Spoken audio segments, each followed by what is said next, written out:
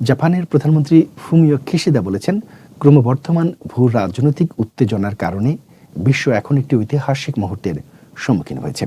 এর ফলে নিজেদের প্রতিরক্ষা বিষয়ক পরিকল্পনা পরিবর্তন করতে বাধ্য হয়েছে জাপান।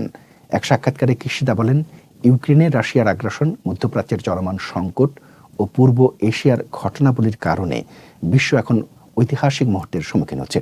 তিনি আরও বলেন, এই কারণেই জাপান তার প্রতিরক্ষা সক্ষমতাকে শক্তিশালী করার সিদ্ধান্ত নিয়েছে এবং আমরা জাপানের নিরাপত্তা নীতিতে ব্যাপক পরিবর্তন এনেছি। প্রধানমন্ত্রী জোর দিয়ে বলেছেন, নিরাপত্তা চ্যালেঞ্জের ক্ষেত্রে জাপান আমেরিকার মিত্রতা আগের চেয়েও গুরুত্বপূর্ণ হয়ে উঠেছে। তার আশা, এমন ধারণা ওয়াশিংটনে উভয় দেশেরই সমর্থন অর্জন করবে। প্রেসিডেন্ট জো বাইডেনের সঙ্গে বুধবারের বৈঠকের আগে কিশিদা এমন মন্তব্য করলেন। ওয়াশিংটনে তিনি কংগ্রেসের একটি যৌথ অধিবেশনে ভাষণ দেবেন এবং আমেরিকা ও ফিলিপিন্স এর সঙ্গে একটি ত্রিপক্ষীয় শীর্ষ সম্মেলনে অংশ নেবেন।